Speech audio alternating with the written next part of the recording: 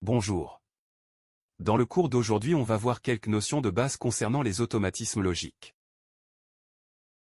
Après une brève introduction, nous donnons des notions sur l'automatisme, ensuite nous discutons la structure d'un automatisme logique, puis on va voir les modes de fonctionnement d'un système automatisé et on termine par les approches du cahier de charge de la partie commande. L'automatisme est un système qui, par le biais de dispositifs mécaniques, pneumatiques, hydrauliques ou électriques, est capable de remplacer l'être humain pour certaines tâches. Ces systèmes automatisés, qu'ils soient simples ou complexes, font partie de notre environnement quotidien. En résumé, ce chapitre vise à fournir une base solide de connaissances permettant au lecteur de comprendre et d'apprécier le rôle crucial de l'automatisation et des automatismes dans le contexte industriel moderne. Pour développer une expertise dans la technologie des composants électroniques, il est essentiel d'avoir des connaissances préalables dans les domaines électriques et électroniques de base tels que les lois de l'électricité, les circuits électroniques de base, les concepts fondamentaux des semi-conducteurs, et aussi la lecture des schémas électroniques. L'automatisation d'un procédé, c'est-à-dire une machine, un ensemble de machines ou plus généralement un équipement industriel, consiste à assurer son contrôle par un dispositif technologique. L'automatisation des processus industriels vise à améliorer les performances en termes de quantité et surtout de qualité, pour permettre aux industriels de combattre dans la guerre de la concurrence économique. Ces objectifs principaux au nombre de 4 sont complémentaires et liés, ils peuvent s'énoncer ainsi. D'abord, produire à qualité constante, vu que la machine n'est pas sujette à la fatigue de fin de journée contrairement à l'être humain, par conséquent la qualité des produits sortant des chaînes est généralement la même. Le deuxième but est de fournir les quantités nécessaires, cette notion fait référence à l'adaptativité, c'est-à-dire pouvoir adapter l'offre à la demande. Le troisième but est d'augmenter la productivité, et pour ce faire l'automatisation a consisté à remplacer une grande partie des opérateurs humains par des machines, qui ont des cadences de travail élevées, ne connaissant ni les pauses café ni les congés payés, ce qui augmente donc le rendement. Le dernier but est d'améliorer les conditions de travail, il s'agit d'une part de remplacer l'homme par la machine pour les tâches pénibles ou qu'il ne peut pas faire, et d'autre part d'augmenter les possibilités de réaliser les objectifs précédents. Le degré d'automatisation d'un système varie selon la nature, la complexité et les objectifs assignés au projet. Il existe 3 modes de fonctionnement des automatismes. Tout d'abord le mode surveillance, dans ce mode, l'automatisme a une fonction passive par rapport au processus qu'il contrôle. Le deuxième mode est le mode guide de l'opérateur dans lequel les traitements sont plus élaborés que dans le cas précédent, et l'automatisation propose des actions pour conduire le processus selon un critère donné. Le dernier mode est le mode commande, dans lequel l'automatisation a une structure en boucle fermée. Nous disposons alors d'une automatisation complète de certaines fonctions, commençant par l'acquisition de l'information, son traitement et enfin l'action sur le processus. L'automaticien dispose de nombreux outils technologiques pour réaliser l'organe de commande de son système, que l'on regroupe habituellement en 2 catégories fondamentales. Solutions câblées qui contiennent la technologie fluidique et la technologie électrique. Et solutions programmées qui est une discipline combinant les théories de l'automatisation et les moyens informatiques pour résoudre des problèmes d'ordre industriel. En logique combinatoire, la sortie d'un système ne dépend que de la combinaison des informations d'entrée, et ceci quel que soit l'ordre d'arrivée de ces informations. En revanche, en logique séquentielle, le système évolue en fonction des entrées et des états antérieurs du système. De manière générale, un système automatisé peut être décomposé en 2 parties coopérantes. Une partie opérative ou puissance, et une partie commande ou automate. La partie opérative exécute les opérations sur ordre de la partie commande.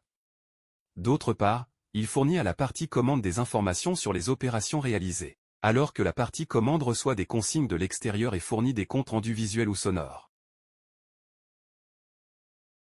La synthèse d'un automatisme séquentiel consiste à établir une relation entre les informations délivrées par les capteurs d'une part, et les ordres donnés aux actionneurs d'autre part, à travers un automate séquentiel autour duquel gravitent des fonctions spécifiques. La décomposition et le principe de fonctionnement d'un automate central sont généralement ceux donnés par la figure ci-contre.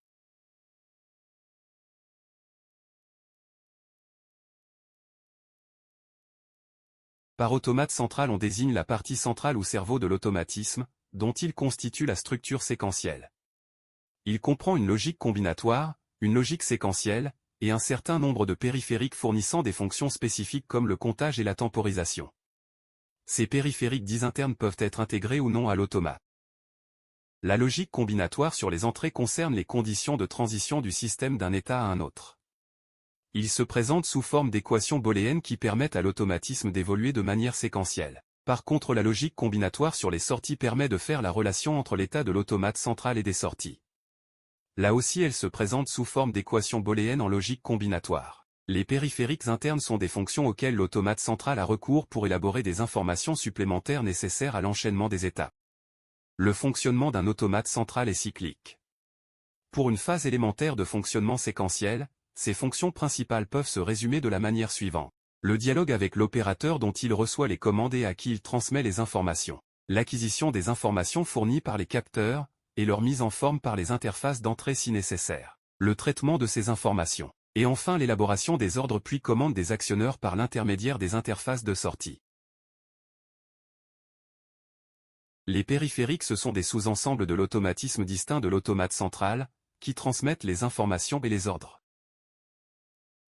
Le premier type des périphériques c'est les capteurs. Ces derniers peuvent être liés à la machine, ou liés à l'opérateur. Le deuxième type c'est les actionneurs, qui peuvent également être liés à la machine, ou bien liés à l'opérateur. Le dernier type est les périphériques internes, que reçoivent des informations des capteurs et des ordres de la logique séquentielle et combinatoire. Ils transmettent des informations à cette même logique. Les interfaces jouent un rôle essentiel dans le domaine de l'automatisme. Elles permettent la communication et l'échange d'informations entre différents éléments tels que les automates, les capteurs, les actionneurs et les opérateurs. Ces interfaces peuvent être classées en deux classes. Les interfaces d'entrée qui assurent l'adaptation et la mise en forme de l'information d'entrée et aussi la protection de l'automate.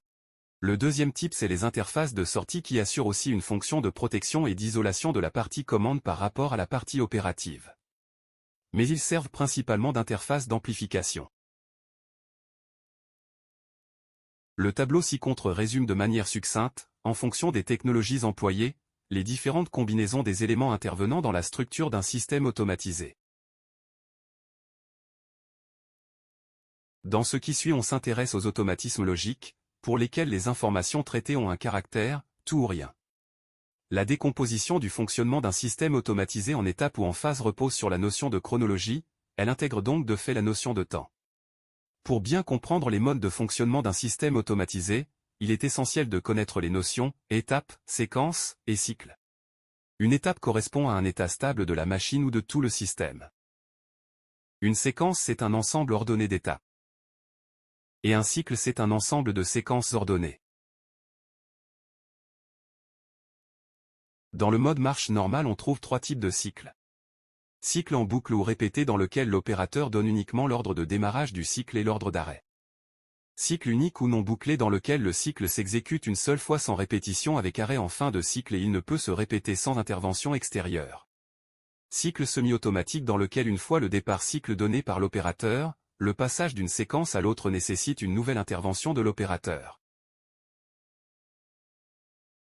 Dans ce mode la partie commande du système automatisé reste active, notamment sa logique séquentielle qui permet de faire évoluer le système.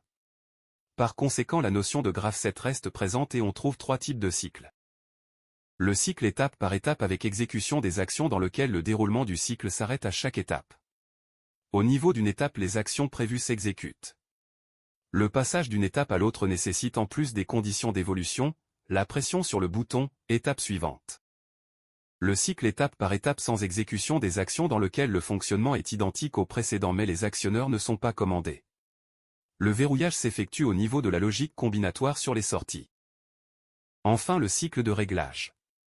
Ce mode de fonctionnement cumule les modes cycle unique, étape par étape et marche manuelle asservie. L'opérateur présélectionne un arrêt sur une étape déterminée. Dans cette étape les actionneurs peuvent être commandés manuellement par l'opérateur au niveau de la logique combinatoire sur les sorties. Dans ce type la partie commande du système automatisé est désactivée. Comme la logique séquentielle de la partie commande n'est plus active, par conséquent la notion de graph set, qui modélise le séquencement du système automatisé, n'est plus présente. Ce mode contient également quatre types de modes. D'abord le mode asservi dans lequel tous les actionneurs peuvent être commandés par l'opérateur dans un ordre quelconque, manuellement, au niveau de la logique combinatoire sur les sorties. Pour le mode non asservi, mis à part les asservissements indispensables à la sécurité, tous les autres sont déconnectés. Le fonctionnement est identique au précédent mais en dehors de la logique combinatoire sur les sorties. Le mode automatique permet en même temps les deux modes précédents avec un principe de fonctionnement automatique étape par étape. Au niveau de chaque étape, les actionneurs peuvent être commandés soit directement manuellement, soit par le biais de l'automatisme. Le mode d'intervention se présente lorsque le cycle reste bloqué sur l'étape en cours, sans possibilité d'évolution. On peut utiliser le mode asservi ou non asservi pour commander les actionneurs et débloquer le système. Une fois la cause de blocage du système identifiée et éliminée, on repasse en marche d'essai pour s'assurer que le système fonctionne de manière fiable. Le cahier de charge est une description claire du rôle et des performances de l'équipement à réaliser. Cette description se fait à deux niveaux successifs et complémentaires. D'abord la description fonctionnelle au niveau 1, qui permet au concepteur de comprendre ce que l'automatisme doit faire. Et la description technologique et opérative au niveau 2, donne des précisions sur les conditions de fonctionnement des matériels. Les spécifications fonctionnelles donnent le rôle de la partie commande à construire, donc définissent de façon claire et précise les différentes fonctions, informations et commandes impliquées dans l'automatisation de la partie opérative, sans préjuger en aucune façon des technologies qui seront utilisées. Les spécifications technologiques donnent la manière dont l'automatisme devra physiquement s'insérer dans l'ensemble que constitue le système automatisé et son environnement. On donne ici les renseignements sur la nature exacte des capteurs et actionneurs employés, leurs caractéristiques et les contraintes qui peuvent en découler. Les spécifications opérationnelles ont trait au suivi de fonctionnement de l'automatisme, c'est-à-dire la fiabilité, la disponibilité, l'absence de panne dangereuse, la facilité de maintenance, le dialogue homme-machine, la possibilité de modification de l'équipement en fonction des transformations de la partie opérative, etc. Chaque automate possède son propre langage. Mais les constructeurs proposent tous une interface logicielle répondant à la norme CEI 61131-3 définie par la Commission électrotechnique internationale, CEI. Cette norme définit 5 langages de programmation utilisables, qui sont la liste d'instructions, le texte structuré, le diagramme à contact, le diagramme de bloc fonctionnel et enfin le graph-set. Pour élargir vos connaissances, vous pouvez consulter cette liste de références.